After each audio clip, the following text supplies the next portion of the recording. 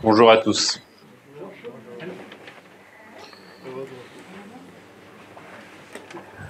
Christ porta notre honte.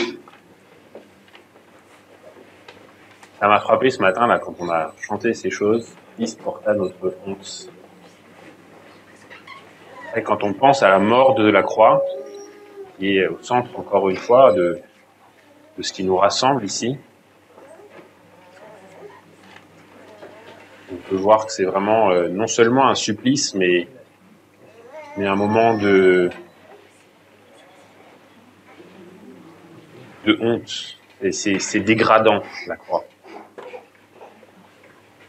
Et Christ a porté notre honte. Et quand on dit on a tous nos fardeaux, Dieu veut prendre tous nos fardeaux, il a pris aussi sur la croix cette honte. Nous, on n'a pas de honte à avoir. Dieu a fait la plus grande chose de l'humanité à travers ce qui est une folie pour les Grecs, comme c'est dit dans la Bible, et un scandale pour les Juifs. Les uns et les autres, de différentes manières, le regardent comme quelque chose de méprisable. Nous, on est appelés à suivre Jésus. Dans ce moment où on est dégradé, et on n'a pas à souffrir du regard des autres, on n'a pas à porter ce regard des autres. On est délivré de ce regard des autres. Jésus a pu passer par là. Si on meurt avec lui, alors on est délivré de ce regard-là. Et puis, il est passé dans une situation qui est vraiment pas enviable. Alors, je pense que personne, en se levant le matin, se dit « Ah, quand même, ce serait cool, quoi. » Alors, faut quand même être bien tordu, quoi. Et en fait, ça, c'est encore le regard des autres. C'est un autre regard des autres, celui qui nous fait regarder l'autre avec envie. Et le regard des autres, il joue dans les deux sens. Je veux avoir un regard positif des autres sur moi. Et puis, j'ai un regard positif sur l'autre. Et je veux être comme lui. Bah, c'est deux choses. À la croix, sont prises. On va voir que c'est absolument fondamental. C'est absolument central. Et notamment dans cette épître aux Galates qu'on va étudier aujourd'hui. Cette lettre vous est adressée par Paul, apôtre, non par une autorité humaine ni par l'intermédiaire d'un homme, mais par Jésus-Christ et par Dieu le Père qui l'a ressuscité. Grâce à la croix, on arrive à la résurrection. À travers ces moments d'humiliation, à travers ces moments qui sont certes pas enviables, Dieu est arrivé. Dieu a amené la résurrection qui nous donne la vie. Avec tous les frères et sœurs qui sont avec moi, je salue les églises de Galatie. Que la grâce et la paix vous soient accordées par Dieu notre Père et par le Seigneur Jésus-Christ. La grâce et la paix. Ces derniers temps, j'ai eu des moments dans ma vie qui n'étaient pas vraiment des moments de paix, notamment au travail. Pourquoi ? Parce que j'ai eu beaucoup de travail pour des circonstances notamment liées à la maladie qui occupe nos esprits assez régulièrement, mais aussi pour d'autres choses. J'ai un des deux projets dont je m'occupe au travail, qui sont complètement parallèles et largement indépendants, qui avait pris beaucoup de retard. J'étais en circonstances vraiment où tout foirait. Et du coup, quand tout foire, il faut mettre beaucoup plus de temps pour que ça marche. Et puis, j'avais même éventuellement un petit peu accepté de faire des choses en plus, même, que ce qui était prévu au départ. Et alors que je me suis retrouvé, il y a 2 mois, vraiment accablé de travail. Je veux dire, mais je fais des heures supplémentaires en permanence, je commence à tester régulièrement contre mes collègues, contre les circonstances. C'est pas bon signe quand on peste.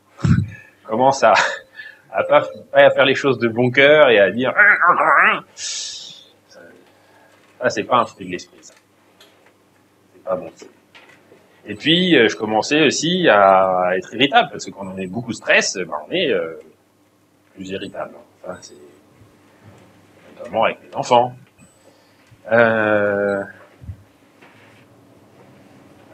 Je me posais des questions, j'avais quand même, oui, mais bon, c'est des circonstances.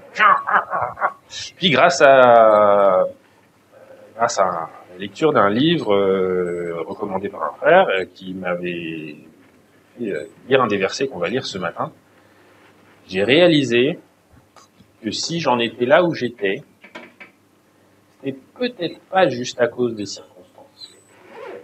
C'était peut-être pas juste à cause des autres, ou même du désir de bien faire. Un petit peu aussi peut-être. Parce que j'avais le désir de faire bien devant les autres. De montrer que là où c'était vraiment difficile, c'était pas une blague. Là où vraiment tout foirait, moi j'allais y arriver. Vous voyez ce que je veux dire? C'est déjà arrivé ce genre de truc? Quand c'est vraiment foireux, il y a un petit truc là-dedans. Moi j'y arrive. Ça vous parle un peu, ça? Ça arrive, hein? Peut-être que quand on m'a rajouté un petit peu des choses dans la barre, j'aurais pu dire non.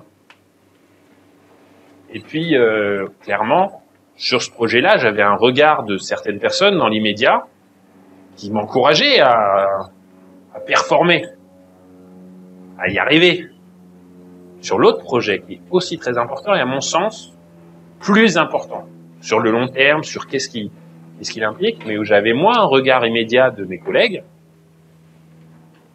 Finalement, quand on passe vraiment beaucoup de temps de manière déséquilibrée sur un truc, on en passe moins sur autre chose. Hein. On a toujours que 24 heures dans une journée et besoin de dormir de temps en temps. Et peut-être que si j'avais été vraiment motivé par faire bien et pas avoir l'air de bien faire, ça m'aurait aidé à réorienter un petit peu. Prends cet exemple-là parce que c'est pas un exemple spirituel. C'est un exemple très pratique de mon travail. Mon travail, c'est pas d'évangéliser des gens ou de prêcher ou d'enseigner la Bible. C'est très matériel, d'accord. Mon travail, c'est en l'occurrence, c'est mettre des caméras dans les champs d'un côté et de l'autre côté pour faire que les oiseaux viennent pas piquer les graines. Et de l'autre côté, c'est essayer de faire que les agriculteurs utilisent moins de pesticides quand il n'y a pas besoin d'en utiliser. Rien. Enfin, c'est le lien avec le spirituel, il est assez loin, quoi. Et pourtant, dans cet exemple, je crois, avec le recul, avec ce que l'esprit m'a conduit à considérer que j'ai fait une erreur. Ça m'amène à dire quand la grâce et la paix nous manquent, la grâce qu'on reçoit, la grâce qu'on donne aussi, et quand on pèse contre les autres, c'est peut-être qu'il y a un moment où on n'a pas bien considéré le faire le bien et pas essayer de paraître. Christ s'est offert lui-même en sacrifice pour expier nos péchés afin de nous délivrer du monde présent, dominé par le mal.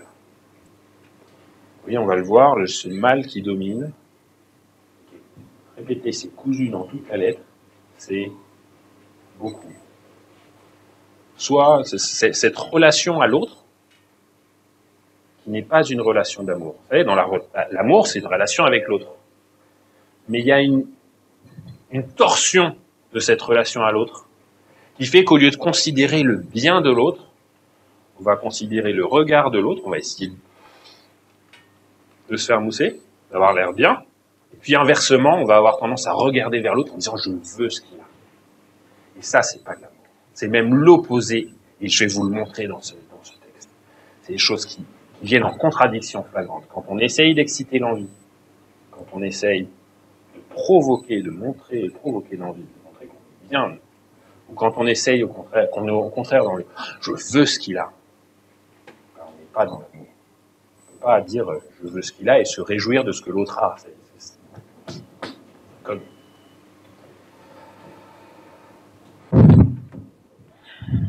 Quel était le problème que Galate essayait d'adresser ici, que Paul essayait d'adresser ici dans l'Épître aux Galates. Je m'étonne de la rapidité à laquelle vous abandonnez celui qui vous a appelé par la grâce de Christ pour vous tourner vers un autre évangile, comme s'il pouvait y avoir un autre évangile. Mais il y a des gens qui sèment le trouble parmi vous et qui veulent renverser l'évangile de Christ. On arrête là, mais ce qui va être développé dans la lettre, c'est que les Galates ont tendance à se dire « Christ, c'est bien ». Mais quand même, pour être juste devant Dieu, faut quand même aussi respecter la loi qui a été donnée avant. Et Paul va répondre à ça, si quelqu'un vous prêche un autre évangile que celui que vous avez reçu, qu'il soit maudit. Alors Jésus, il a dit, bénissez, ne maudissez pas. Donc là, Paul, quand même, il y va fort, hein. Il est vraiment pas content. C'est quelque chose, c'est pas possible. Et dans la lettre, ça va revenir encore. Si vous essayez d'associer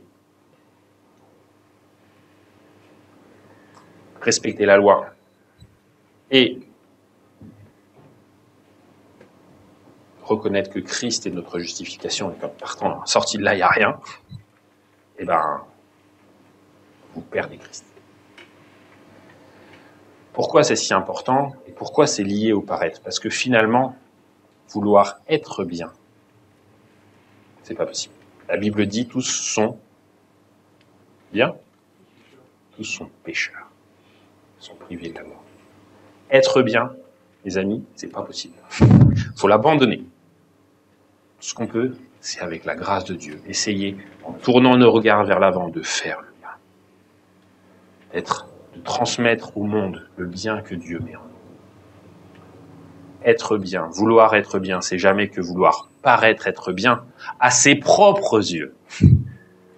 On va le lire, je sais plus si j'ai prévu de le lire, mais dans cette même épître, Paul nous dit, celui qui pense être bien à ses propres yeux se trompe, il n'est rien. Vouloir être bien, c'est toujours vouloir paraître. C'est juste paraître à ses propres yeux. On peut juste vouloir faire le bien, aimer.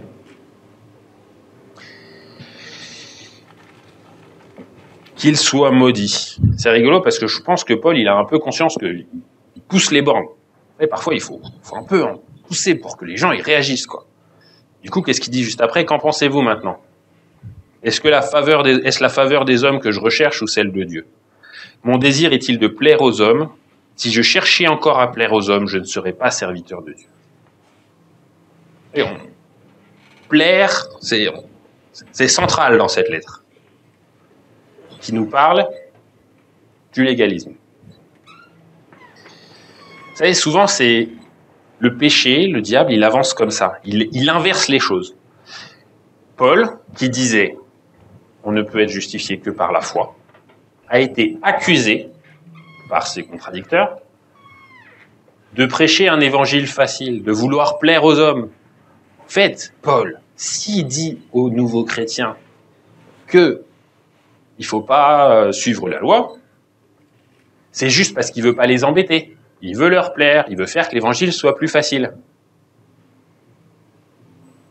Vous voyez le renversement qu'il y a? Paul, qui lui ne veut plaire à Dieu, il réalise que pour plaire à Dieu, la seule chose qu'il y a à faire, c'est d'accepter le sacrifice de Jésus et de vivre de l'esprit. Il va être accusé de faire ça pour plaire aux hommes.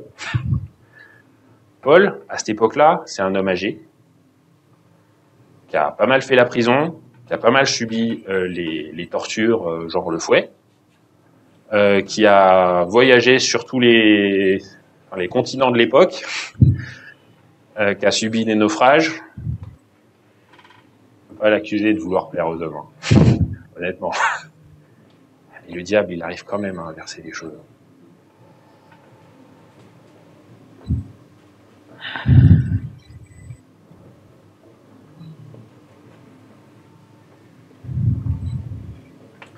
On va voir un petit peu qu'est-ce que Dieu, un peu plus en détail, ce que Paul reproche avec l'inspiration de Dieu aux Galates. En Galates, on va faire un petit bond en avant, dans Galates 2, 11 à 13. Galates 2, 11, « Mais lorsque Pierre est venu à Antioche, je me suis opposé ouvertement à lui, car il avait tort.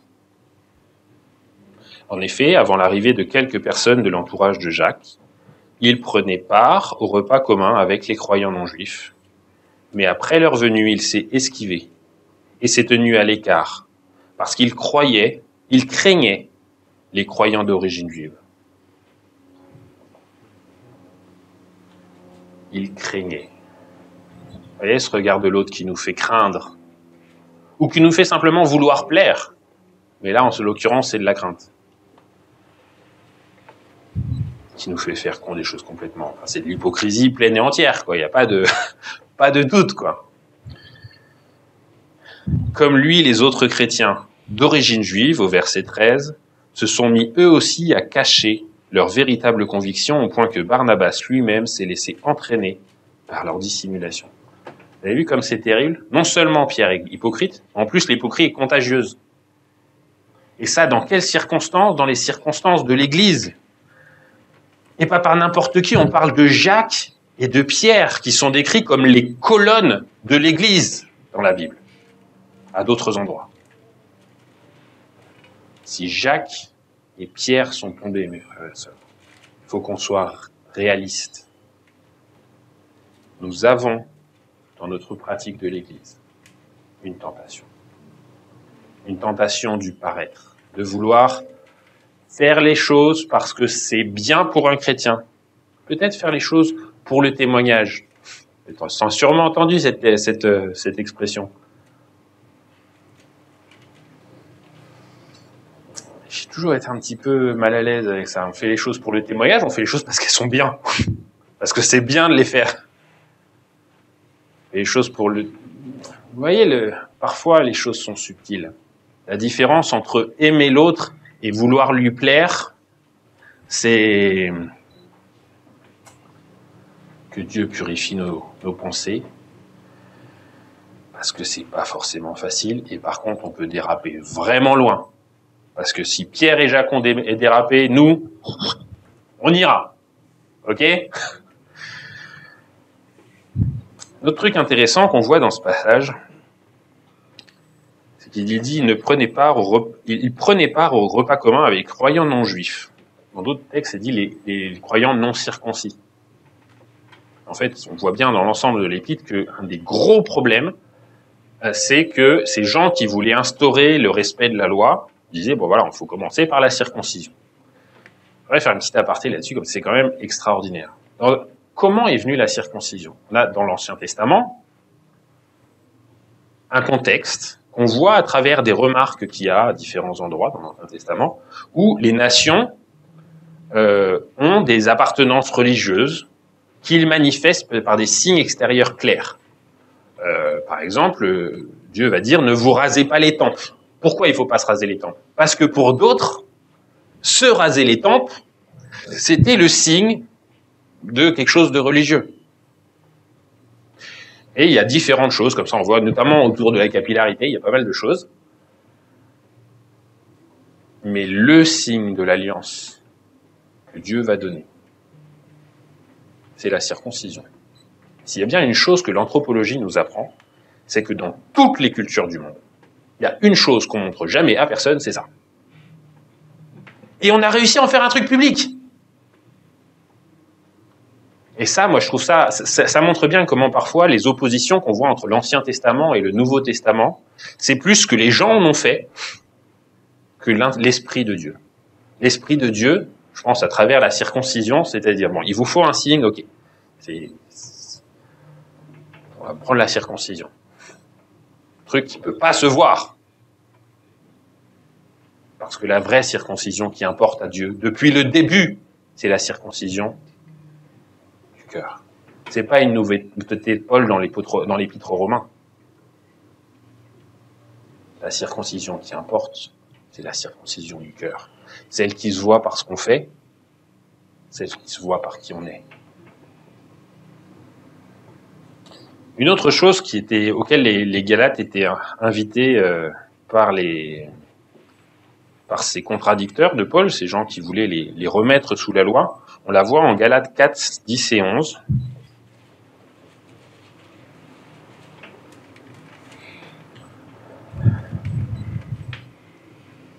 Vous observez les jours spéciaux, les nouvelles lunes, certaines saisons et certaines années. Ah, je crains fort que toute la peine que je me suis donnée pour vous ait été inutile. Enfin, inutile, c'est pas juste « Ah, c'est dommage, quoi ». C'est « J'ai travaillé pour rien ». Parce que vous respectez les règles. Je vous ai dit, Paul est violent. Encore, je vais pas vous citer les trucs où il est plus violent, quoi. À un moment, il va carrément dire mais... Alors, il dit plein de trucs. Qui meurt. Pourquoi c'est tordu? Est-ce que les fêtes, c'était une ordonnance? Bien sûr, c'était une ordonnance. À quoi ça servait les fêtes? C'est répété encore et encore dans l'Ancien Testament. Les fêtes, c'est...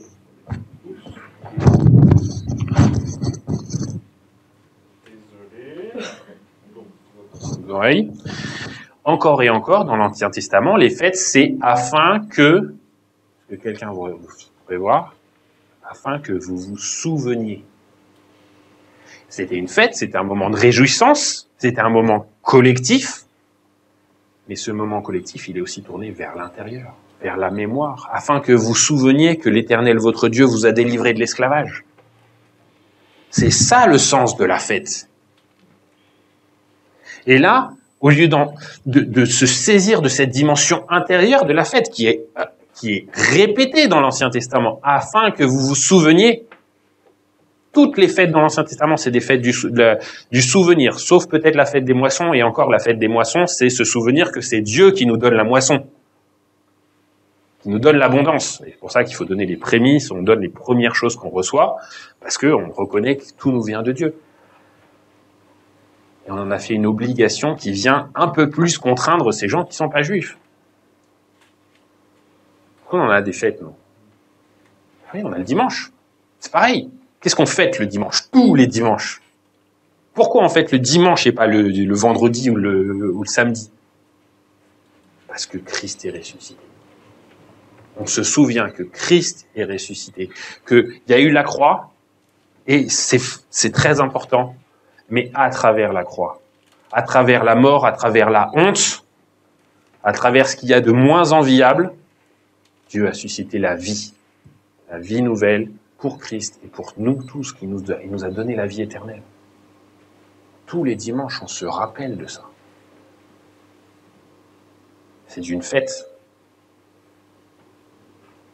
Est-ce que c'est une obligation? Est-ce qu'on doit pour autant aller chercher la petite bête de l'infirmière qui, quand même, c'est pas normal, elle travaille le dimanche? Non, évidemment. C'est une fête, c'est une bénédiction. C'est pas une règle. C'est une bénédiction. Et là encore, je suis pas en train de dire qu'il faut le prendre à la légère. Je pense vraiment que c'est un temps béni, on peut se retrouver. C'est super que dans notre société, le dimanche soit encore un jour férié. J'espère qu'il va le rester parce que même au-delà de l'Église, ça permet, en tant que société, de se retrouver, d'avoir un sens de communauté. Et la communauté, c'est de l'amour déjà. Et on sert un Dieu d'amour, on sert un Dieu qui veut nous rassembler. Mais c'est pas une obligation, c'est une bénédiction.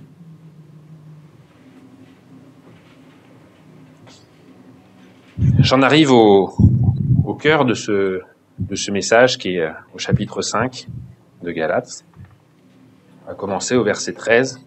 « Oui, mes frères et sœurs, vous avez été appelés à la liberté. » À la liberté, pas à suivre une loi qui nous contraint. C'est une loi qui nous aide, Paul l'explique, on ne va pas y revenir là, mais il nous aide à voir, à discerner le bien et le mal quand parfois on a du mal, et qui n'est pas là pour nous contraindre. La contrainte qu'on a, c'est d'accepter Christ. La contrainte qu'on a, c'est de vivre par l'Esprit, et on va le voir là. Seulement, ne faites pas de cette liberté un prétexte pour vivre comme des hommes livrés à eux-mêmes. Faire attention parce que Paul sait très bien que quand on sort du légalisme, on peut avoir la tendance à faire BAM dans l'autre sens, à faire n'importe quoi.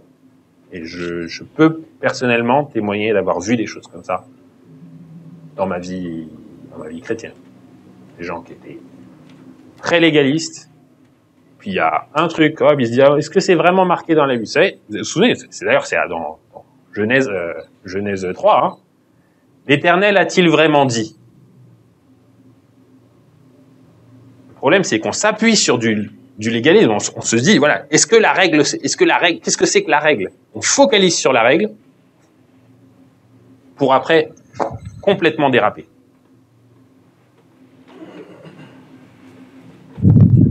Qu'est-ce que va préconiser Paul? Comme l'a dit Jésus la dernière fois que j'étais devant vous, au contraire, par amour, mettez-vous au service les uns des autres. Qu'est-ce que c'est? Le moyen de pas se planter au niveau du paraître, au niveau du légalisme. C'est par amour, mettez-vous au service les uns des autres. C'est rigolo parce que, vous savez, c'est quoi qu'il y a juste avant Galates, pour ceux qui connaissent bien la liste des livres de la Bible? C'est Corinthiens, 1 et 2 Corinthiens. En particulier dans 1 Corinthiens, on a une église, on a l'impression que c'est l'opposé total de Galates. Galates, ils sont en train de chercher le perfectionnement, d'obéir à toute la loi et rien que la loi et machin. Alors que Corinthiens, ils sont dans une espèce de recherche du surnaturel où ils vont être dans il faut celui qui va parler en langue le plus. Enfin, on ne sait pas exactement tout ce qui se passe, mais on réalise qu'ils sont vraiment dans une recherche du surnaturel pour le surnaturel qui est extrêmement malsaine. En fait, on réalise que cette recherche de l'exceptionnel, c'est très personnel, hein. C'est aussi une recherche du paraître. Peut-être comme une application du légalisme qui essaye de faire les choses pour paraître très très religieux, très très très très bien. On a des manifestations complètement différentes dans Corinthiens et dans Galates, mais le problème central c'est le même. Est-ce qu'on a l'amour? Il nous met au service les uns des autres.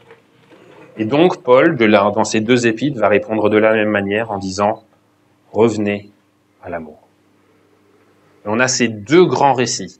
Dans 1 Corinthiens, vous en avez forcément entendu parler, j'ai même entendu dans les mariages pas du tout chrétiens, voire complètement païens, ce texte qui est dit « L'amour est patient, l'amour ne remplit pas d'orgueil, l'amour ne fait pas de mal ». Ça, c'est dans Corinthiens.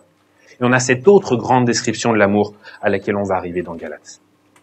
Parce que la solution à cette perte de sens, c'est revenir à l'amour, se mettant au service les uns des autres. Car la loi se trouve accomplie tout entière par l'obéissance à cette seule parole, donc verset 14, « Tu aimeras ton prochain comme toi-même. » Mais si vous vous blessez les uns les autres, et si vous vous entredéchirez, prenez garde, vous vous détruirez mutuellement. On va retenir ce mutuellement, parce qu'il va revenir après. On peut s'entredéchirer, se blesser les uns les autres. Je vous dis donc ceci, menez votre vie dans la dépendance du Saint-Esprit, et vous n'obéirez pas aux désirs qui animent l'homme livré à lui-même. Cet amour qui vient de Dieu, cet amour qui va considérer l'autre, qui va rentrer dans une relation qui n'est pas une relation toxique, où on fait envie et où on a envie. Cet amour, il vient d'une dépendance au Saint-Esprit. J'ai besoin, nous avons besoin, y compris dans les choses les plus matérielles de notre travail que j'ai pu évoquer au début, de cette dépendance à Dieu. De reconnaître que sans Dieu, on fait tout simplement pas le bien. Sous quelque forme qu'elle ce soit.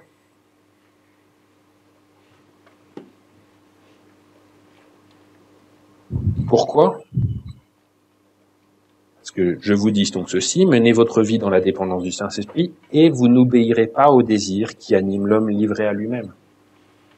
Le chemin, c'est pas de lutter contre les choses qui veulent prendre la place, même si ça peut avoir une place. Le chemin central, c'est vivre dans la dépendance du Saint-Esprit. C'est ça le chemin. Le chemin, c'est pas essayer d'écarter le mal pour être bien. Le chemin, c'est accepter qu'on est mal et recevoir Dieu parce que lui, il va faire le ménage. car ses désirs sont diamétralement opposés à ceux de l'esprit. Donc l'homme livré à lui-même a des désirs diamétralement opposés de l'esprit. Et l'esprit a des désirs qui s'opposent à ceux de l'homme livré à lui-même. Les deux sont opposés l'un à l'autre. C'est pourquoi vous ne pouvez pas être votre propre maître. Je ne veux pas être mon propre maître. C'est chaque instant de ma vie qui appartient à Dieu. C'est donc chaque instant de ma vie qui doit être rempli par le Saint-Esprit, qui doit être imprégné de la présence de Dieu. Tout le monde voit bien ce qui procède de l'homme livré à lui-même, l'immoralité, les pratiques dégradantes et la débauche, l'adoration des idoles, la magie, la haine, les querelles, la jalousie, les accès de colère, les rivalités, les dissensions, les divisions, l'envie, l'ivrognerie. On va dire l'envie, la jalousie, 2 fois. Ouais, 2 fois. C'est un peu pareil quand même, l'envie et la jalousie. Il a fallu le mettre 2 fois, parce que c'est vraiment un problème. L'ivrognerie, les orgies et autre chose de ce genre. Je reviens au début de ce passage. Tout le monde voit bien ce qui procède de l'homme livré à lui-même. Ça, c'est le fruit de ne pas avoir l'esprit. Et l'idée, c'est pas d'aller couper les fruits les uns après les autres, c'est de faire qu'ils poussent pas. D'accord ? Je ne puis que répéter ce que j'ai déclaré à ce sujet. Ceux qui commettent de telles actions n'auront aucune part à l'héritage du royaume de Dieu.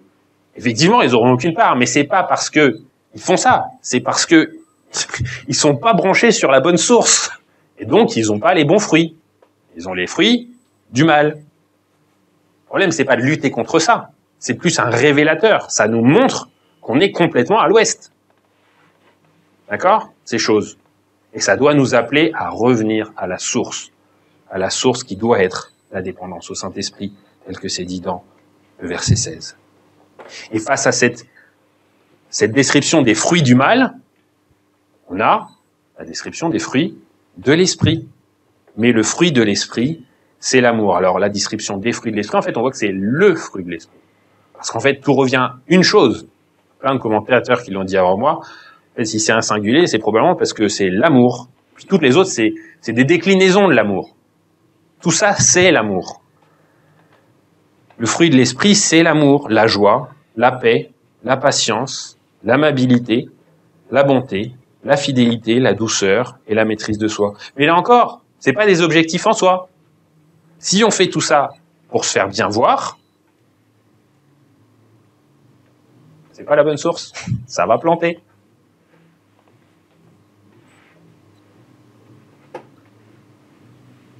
La loi ne condamne certes pas de telles choses.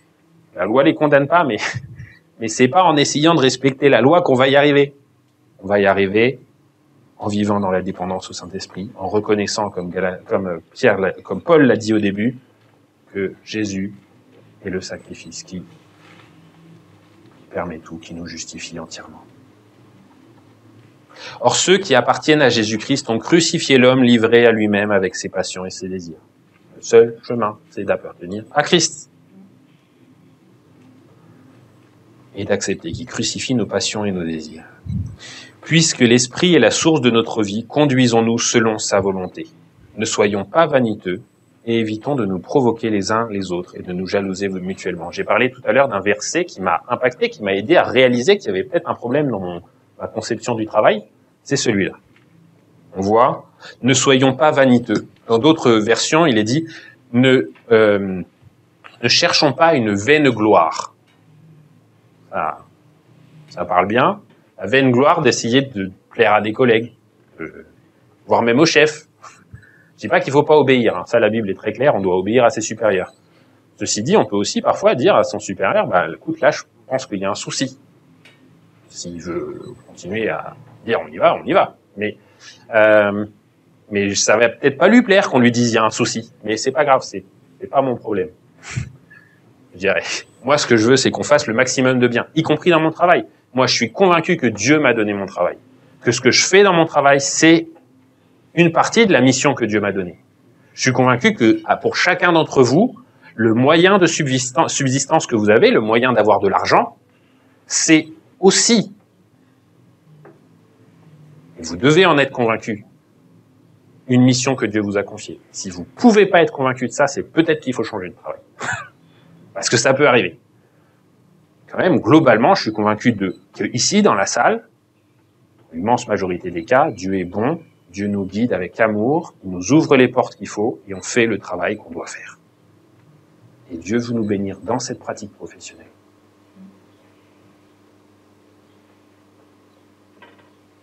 Mais, et pour ça, il faut obéir à des chefs. Mais c'est un peu différent. Pareil, c'est des petites nuances. C'est un peu différent d'obéir au chef et d'essayer de faire les choses juste pour lui plaire. C'est pas pareil. Plaire aux collègues. Évitons de nous provoquer les uns les autres et de nous jalouser mutuellement. Alors, faut bien, c'est pas très facile à comprendre ce verset. Faut bien comprendre, c'est une symétrie. Éviter de provoquer, mais provoquer quoi? Provoquer l'envie, en fait. Et ensuite, et de nous jalouser mutuellement. D'accord? Ça décrit les deux phases de cette relation toxique, qui est pas de l'amour. On vient de décrire l'amour. Et là, on vous dit, il y a un truc, c'est incompatible avec l'amour. C'est une relation comme ça. C'est une relation où d'un côté, il y a quelqu'un qui cherche à faire envie, et de l'autre côté, il y a quelqu'un qui a envie. Ça, c'est l'opposé de l'amour. Si on est dans ce genre de relation, et on est tout le temps dans ce genre de truc-là, avec le monde dans lequel on vit, il nous est dit, détachez-vous du monde. Et ben, notre monde, il est plein de ça. Tous ces trucs Instagram, Snapchat, où on se montre au moment où on est le plus... C'est ça. C'est provoquer l'envie. Et tous ceux qui vont suivre des influenceurs en se disant, moi, je vais être comme ça, je veux avoir ces vacances-là, je veux avoir ces fringues-là, j'ai cette voiture, c'est porter envie. Est-ce que vraiment, quand on suit un modèle comme ça, on se dit, ah là là, c'est super cool, je suis content pour lui qu'il ait tout ça? Ou est-ce qu'on se dit, j'ai envie de ça? Les deux, c'est un regard vers l'autre, mais il y en a un, il est bon, il y en a un, l'autre, il est vraiment mauvais, quoi. Et je pense que c'est pas du tout un hasard que Paul parle de ça, que Paul, inspiré par le Saint-Esprit, nous dise, attention, quand on parle de l'amour, quand on parle de la relation à l'autre, il y a un énorme piège. C'est de vouloir plaire ou d'envier.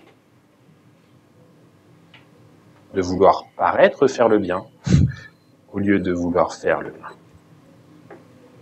De vouloir avoir ce qui est désirable plutôt qu'avoir ce qui est bon pour nous.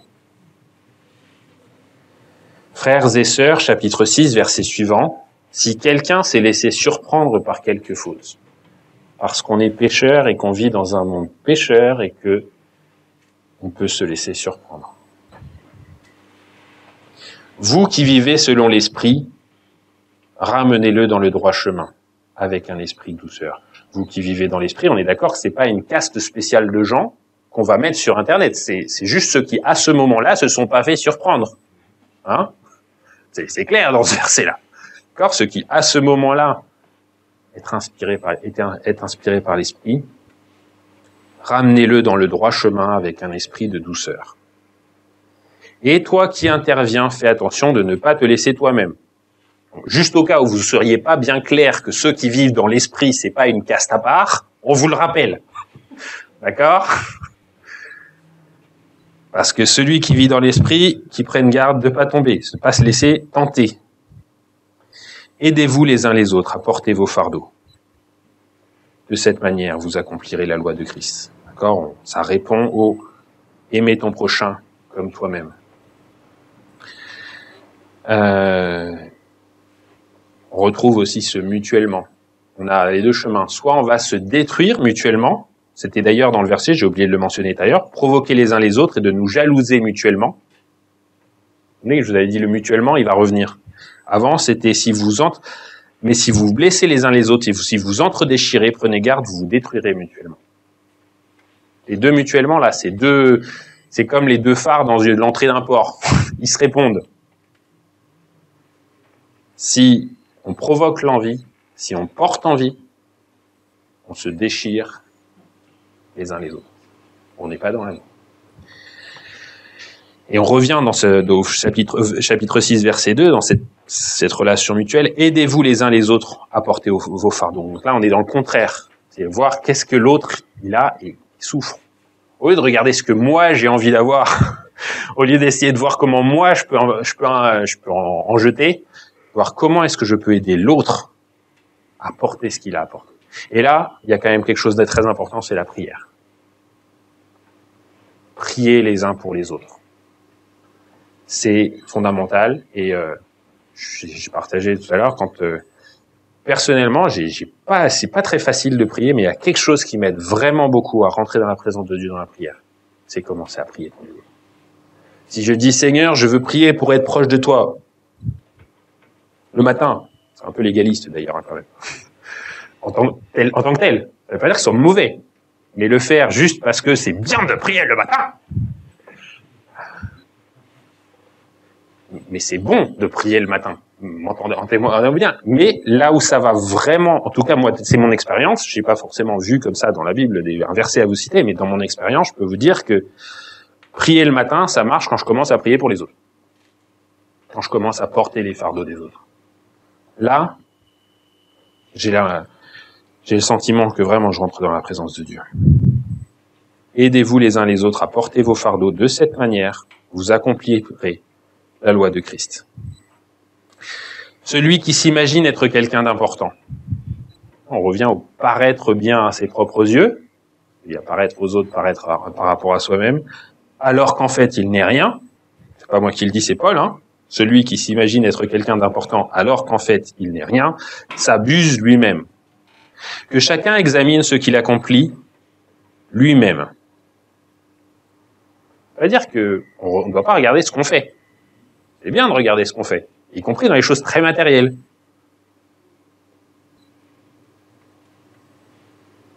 Et non pas, s'il accomplit lui-même, verset 4, donc toujours, s'il y découvre quelque chose quelque aspect louable, alors il pourra en éprouver de la fierté par rapport à lui-même. Il pourra en éprouver de la fierté. On a besoin de se dire, c'est cool ce que j'ai fait. Ça s'appelle de la fierté. Et Paul dit, vous pourrez. Ça, c'est possible, il n'y a pas de problème. Mais c'est pas pareil que de dire, moi je l'ai réussi. Et la petite nuance là, c'est Seigneur, merci parce que hier j'ai raté ça et aujourd'hui j'ai réussi. Et c'est pas du tout la même chose que de dire, lui il a raté ça et moi j'ai réussi. C'est pas du tout la même chose. Mais on peut éprouver de la fierté, c'est un sentiment qui peut être tout à fait sain, à partir du moment où c'est quelque chose de devant Dieu et face à moi. En me regardant dans le miroir, en me disant, ça, merci Seigneur, ça avance. Car chacun aura à répondre pour lui-même de ses propres actions.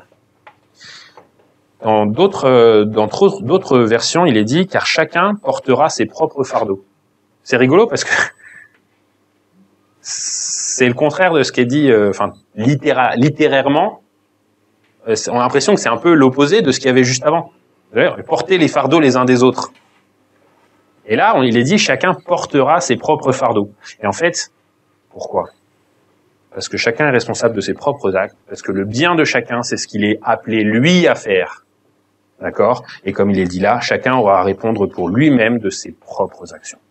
Regardons, inspirés par l'Esprit, chaque jour, vivant de cette dépendance au sacrifice de Jésus, à sa résurrection et à la vie de l'Esprit en nous. Regardons ce que nous avons à faire.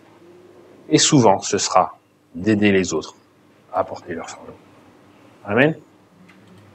Je vais vous laisser... donc on a l'habitude de se distribuer en petits groupes.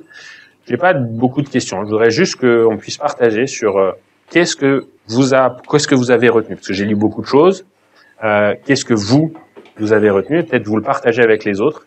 Et éventuellement dire, moi j'ai telle chose. Il faudrait que... j'ai tel fardeau, il faudrait que vous m'aidiez à le porter. J'aimerais que ce soit aussi l'occasion dans ces groupes de faire cela. Amen.